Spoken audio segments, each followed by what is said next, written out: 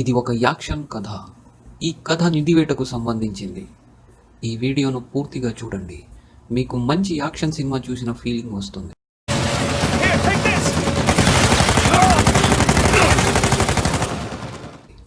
ఈ కథలో నాథన్ మరియు శ్యామ్ ఇద్దరు అన్నదమ్ములు. వారు అనాథలు. నాథన్ మరియు శ్యామ్ నిధివేటగాళ్ళు. బోటులో వారిద్దరూ ఒక ద్వీపం వైపు వెళ్తుండగా దుండగులు వారి వెంట పడతారు. వారితో వీరిద్దరూ పోరాడుతుండగా వారి బోటు ఎదురుగా వచ్చిన మరొక బోటును ఢీకొడుతుంది. అప్పుడు నాథన్ పట్టుతప్పి సముద్రంలో పడిపోతాడు. అక్కడ కథ గతంలోకి వెళ్తుంది. తల్లి తండ్రి లేని కారణంగా అనాథాశ్రమంలో నివసిస్తున్నప్పుడు శ్యామ్ నేర ప్రవర్తన కారణంగా బయటకు గెంటివేయబడతాడు. గెంటివేయబడిన శ్యామ్ తాను ఉద్యోగం కోసం బయలుదేరుతున్నానని తమ్ముడు నాథన్తో చెప్తాడు. అది అతనిని కొన్నేళ్ల పాటు దూరంగా ఉంచుతుంది. చిన్నతనంలో వారికి సంబంధించినవి అన్నీ అమ్మివేయబడతాయి. వారి తల్లి యొక్క జ్ఞాపకాలు ఎక్కడ అమ్ముడయ్యాయో నాథన్కు తెలుసునని నాథన్ కోసం వస్తాడు. తను కొనుక్కున్న బైక్ను తమ్ముడికి చూయించి తమ ఆస్తిని కొన్నవారిని గుర్తించి అక్కడకు బయలుదేరి వెళ్తారు. ఎవరికంటా పడకుండా లోపలికి ప్రవేశిస్తారు.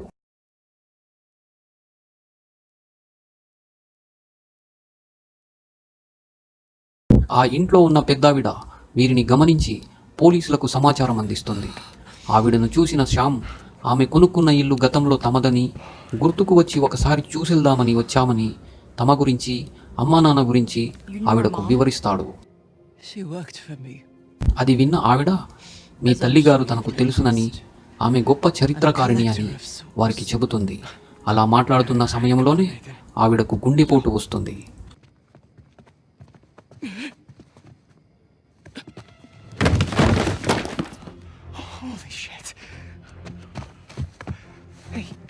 Hey. Sam?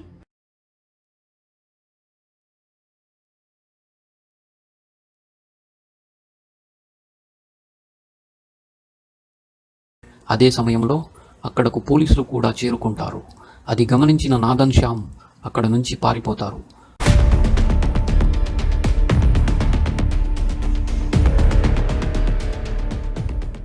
కొన్ని సంవత్సరముల తర్వాత నాథన్ మరియు శ్యామ్ ఇద్దరు పేరు మోసిన సముద్రపు దొంగ హెన్రీ ఆవేరి దోచుకున్న నిధివేటలో ఉంటారు. హెన్రీ 1600 సంవత్సరపు చరిత్రలో అతిపెద్ద దోపిడీని చేసి ఉంటాడు. $400 మిలియన్ విలువైన దోపిడీ. ఆ సంపదను వెతికి దోచేయాలన్న పనికి పూనుకుంటారు. ఈ పనికి వారి ధనిక మిత్రుడు రాఫే కావలసిన డబ్బును సమకూరుస్తానంటాడు. రాఫే ఎడ్లర్, నాథన్ మరియు శ్యామ్ కలిసి ఎదురు డబ్బు పెట్టి అవినీతిపరుడైన జైలు అధికారి వార్గస్ సహాయంతో పనామా జైలులోకి ప్రవేశిస్తారు.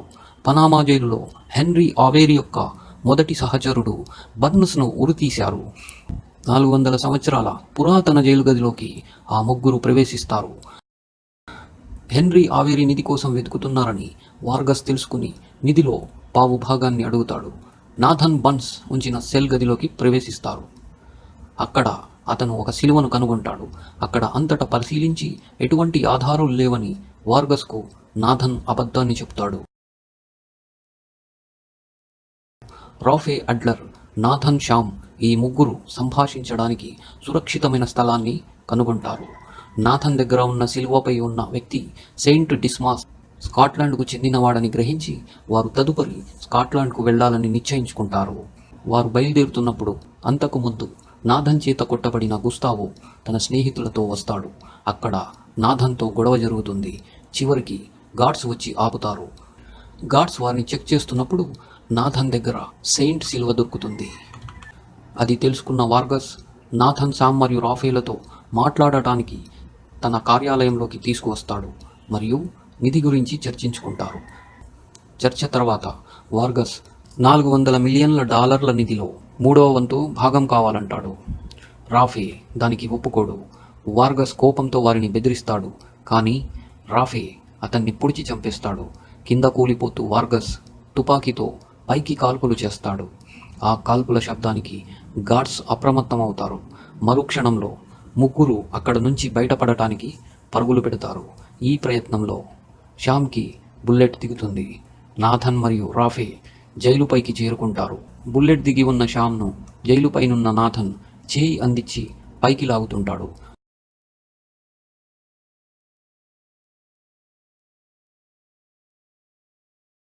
కొద్ది దూరం పాకిన శ్యామ్ నిస్సత్తువ కారణంగా చేయి పట్టుతప్పి కింద పడిపోతాడు. ఒకవైపు గార్డ్స్ కాల్పులు, మరోవైపు రాఫే రమ్మంటూ వేస్తున్న కేకలు. అన్న శ్యామ్ పడిపోయిన బాధ. గార్డ్ చేస్తున్న కాల్పుల్లో శ్యామ్ మిగలడనుకుని తను అడుగు ముందుకు వేస్తాడు. నాథన్ మరియు రాఫే అడవి మార్గం గుండా జైలు నుంచి తప్పించుకుని బయటపడతారు. 15 ఏళ్ల తర్వాత నాథన్ నిధివేట మానేసి ఒకప్పుడు తనకు సాయం చేసిన టీవీ జర్నలిస్ట్ ఎలెనాను పెళ్లి చేసుకుని జేఎంఐ అను సంస్థలో పనిచేస్తూ సాధారణ జీవితాన్ని గడుపుతుంటాడు. జేఎంఐ సముద్రంలో మునిగిపోయిన షిప్పులను వెతికి తీసే సంస్థ. అలా సాధారణ జీవితం గడుపుతున్న నాథన్ జీవితంలోకి శ్యామ్ తిరిగి వస్తాడు. అన్నను చూసిన నాథన్ ఆనందానికి హద్దులు లేవు. సంతోషంగా పలకరించి కలుసుకొని ఆ రోజు జరిగిన విషయమై అడుగుతాడు. జైలులో జరిగిన కాల్పుల్లో కొన ఊపిరితో ఉన్న తనను గార్డ్స్ జైలు ఆసుపత్రిలో చేర్పించి రక్షించారని, వార్గస్ మరణం కారణంగా జీవితకాలం శిక్ష విధించి జైలులో ఉంచారని, జైలులో ఉన్నప్పుడు తన గదిలోనే ఉన్న మరో ఖైదీ డ్రగ్ లార్డ్ హెక్టర్ అల్కాజర్, అతని అనుచరులు జైలు మీద విరుచుకుపడి పెద్ద విధ్వంసాన్ని సృష్టించి తమను బయటకు తెచ్చారని, జైలులో ఉన్నప్పుడు నిధివేట గురించి అల్కాజర్కు చెప్పి తప్పు చేశానని, దాని కారణంగా బయటపడ్డ తర్వాత అల్కాజర్ నిధి మొత్తం 3 నెలల్లో కనిపెట్టి సాధించి తీరాలని, నిధి తనకు ఇవ్వాలని, దానికి బదులుగా నిన్ను ప్రాణాలతో విడిచిపెడుతున్నానని తనను బెదిరించి వదిలేశాడని,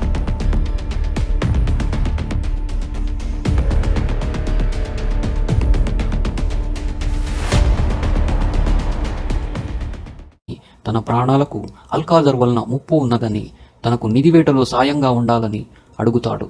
దానికి నాథన్ తను చెడు పనులను వదిలేసి తన భార్యతో సాధారణ జీవితాన్ని గడుపుతున్నట్టు చెబుతాడు. శ్యామ్ తనకున్న ప్రాణహాని గురించి చెప్పి తమ్ముడిని బతిమిలాడుతాడు. అయిష్టంగా ఉన్నప్పటికీ జైలు నుంచి బయటపడే సమయంలో అన్నను కాపాడలేకపోయాను, ఈసారైనా సాయం చేసి కాపాడుకోవాలి అనుకుని శ్యామ్కు సహాయం చేయడానికి అంగీకరిస్తాడు. నాథన్ తన భార్యకు ఉద్యోగం పని మీద అత్యవసరంగా మలేషియాకు వెళ్తున్నానని చెబుతాడు. పనామా జైలు గదిలో దొరికిన సెయింట్ సిల్వ లాంటిది అసలైన సిల్వ ఇటలీలోని రోసీ ఎస్టేట్లో వేలంలో విక్రయించబడుతున్నదని తెలుసుకున్న తర్వాత ఇద్దరు నాథన్ యొక్క గురువు విక్టర్ సులీవన్తో కలిసి దానిని దొంగిలించడానికి ఎస్టేట్లోకి చొరబడతారు.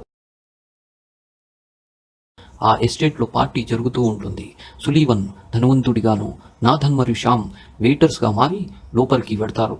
ఆ పార్టీకి రాఫే మరియు అతని గర్ల్ ఫ్రెండ్ నేడిన్ రాస్ కూడా వస్తారు. Nadine Ross private airline company owner మరియు రాఫేకు బిజినెస్ పార్ట్నర్ కూడా. ఆ పార్టీలో చీకటి చేసి ఆ చీకటిలో సిలువను దొంగిలించే ఆలోచనను వేస్తారు. అలా కరెంటు తీసినప్పుడు శ్యామ్ సిలువను దొంగిలించాడు.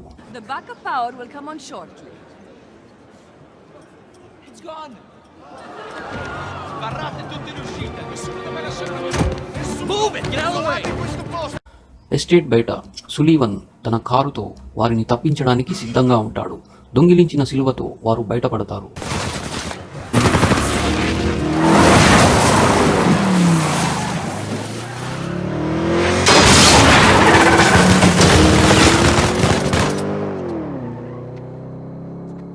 వారు తప్పించుకున్న తర్వాత స్కాట్లాండ్లో సెయింట్ డిస్మాస్ కెథీడ్రల్ శ్మశాన వాటికలో ఉన్న హెన్రీ ఆవేరి సమాధి దగ్గరకు వెళ్లాలని నిశ్చయించుకుంటారు.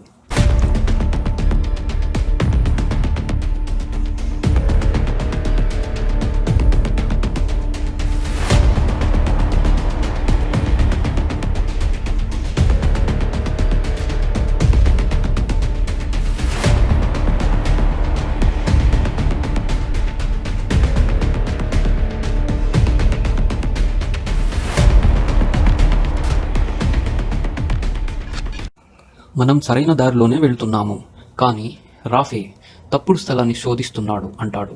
మనం మన పని తొందరగా ముగించాలంటే మనం విడిపోయి ఒక్కొక్కరు ఒక్కొక్క వైపు నుండి నిధిని వెతకడం మంచిది అనుకుని అలా విడిపోయి వెతకడం మొదలు పెడతారు. ఇక నాథన్ కోసం ఎదురు చూస్తున్న అతని భార్య ఎలెనా నాథన్కు ఫోన్ చేస్తుంది. మలేషియాలో భారీగా తుఫాను పడుతుంది, ఎలా ఉన్నావు, ఎప్పుడొస్తావు అని అడుగుతుంది. తనకు ఇంకా 10 రోజులు పట్టొచ్చు, ఇక్కడ పనిలో కొన్ని అవాంతరాలున్నాయి అని సమాధానమిస్తాడు. అతని సమాధానంతో ఎలెనాకు అనుమానం కలుగుతుంది.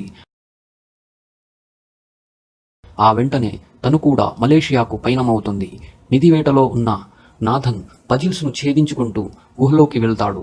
అక్కడ నాథన్కి సముద్రపు దొంగల క్లూ దొరుకుతుంది. అది అతనికి అర్థం కాక దానిని ఫోన్తో ఫోటో తీసి అన్న శ్యామ్కి పంపిస్తాడు. మరుక్షణంలో నాథన్కు రాఫే నుండి కాల్ వస్తుంది. తనకు అన్ని అబద్ధాలు చెప్పి తనను తమ నిధివేటలో అడ్డు తొలగించుకొని తప్పు చేశారని, మిమ్మల్ని విడిచిపెట్టునని చెబుతాడు. దానికి నాథన్, మేము ఎక్కడున్నామో నీకు తెలుస్తే కదా అంటాడు. దానికి రాఫే, మిమ్మల్ని తక్కువ అంచనా వేశానని. ఎప్పుడైతే తనకు అనుమానం వచ్చిందో అప్పటి నుంచి మీ ఫోన్ల GPS ద్వారా మీ కదలికలను కనిపెడుతున్నానని. ఇంకో ట్విస్ట్ ఏంటంటే అల్కాజర్ ద్వారా శ్యామ్ను తప్పించి మీ చేత నిధిని ఛేదించే మార్గాన్ని సులువు చేసుకున్నట్టు చెబుతాడు. సరే రా, నేను నీకోసమే ఎదురు చూస్తాను అంటాడు. ఆ వెంటనే శ్యామ్కి జరిగిన విషయాన్ని చెప్పి ఫోనును పారేయమని చెప్తాడు. నిధివేటలో ఉన్న అందరూ ఒకచోటకు చేరుతారు. అక్కడ నాథన్కు రాఫేకి జరిగిన గొడవలో నాథన్ కొండ మీది నుంచి కిందకు పడతాడు. అలా పడిన నాథన్ కోసం వెతుకుతూ వచ్చిన ఎలైనా రక్షిస్తుంది మరియు అతనికి బాసటగా నిలుస్తుంది. అంతిమ పోరాటంలో నిధిని సాధించి తమ ఇంటిని తిరిగి కొనుక్కుంటారు.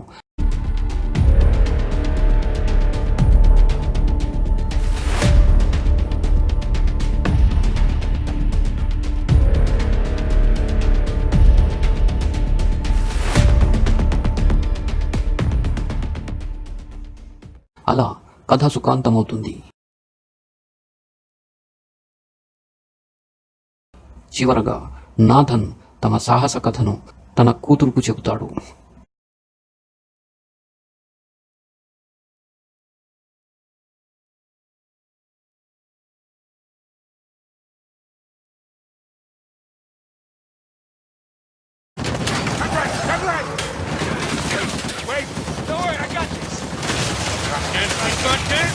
I don't got this!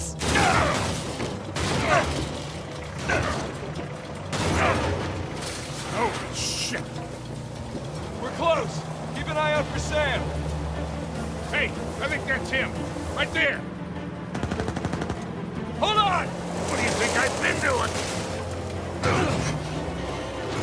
How do we get to him? Damned if I know. Just keep following that convoy. Clear. You think they sent enough goons after us? Well, we're still alive, so maybe not.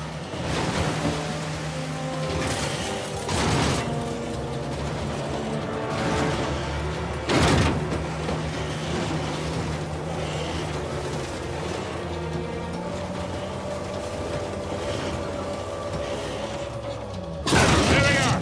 You see any way to get to Sam? Not yet. We're running out of road, kid. I know. Hey! Here, take the wheel. What? You out of your goddamn mind? Yeah, probably.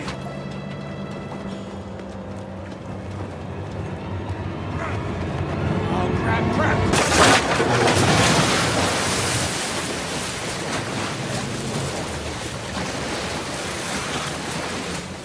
Coming through!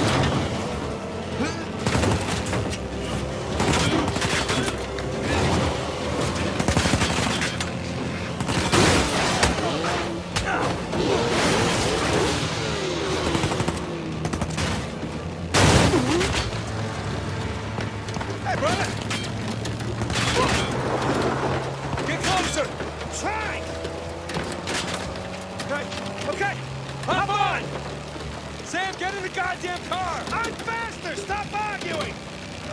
Watch out!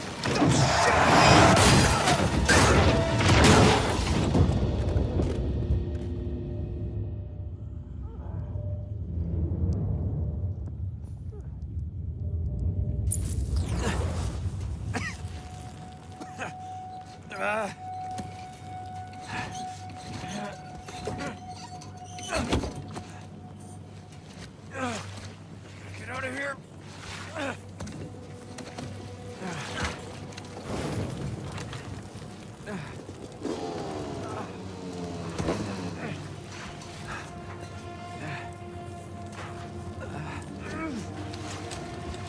No blimmin' way he could have survived that. White Johnson. Damn it. That's not good. Holy shit, he's still alive!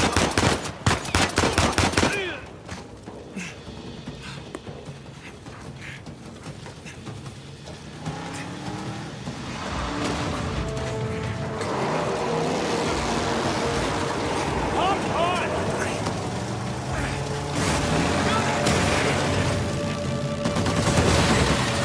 Here, take this!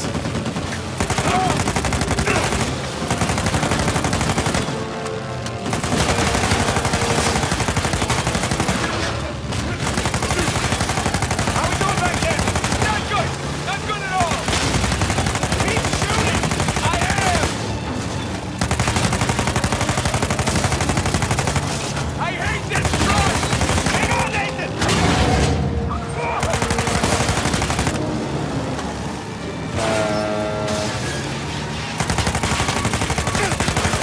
He's right up on us!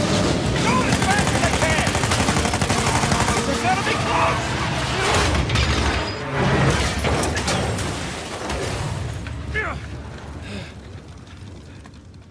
Holy shit. Yeah. You good? Yeah.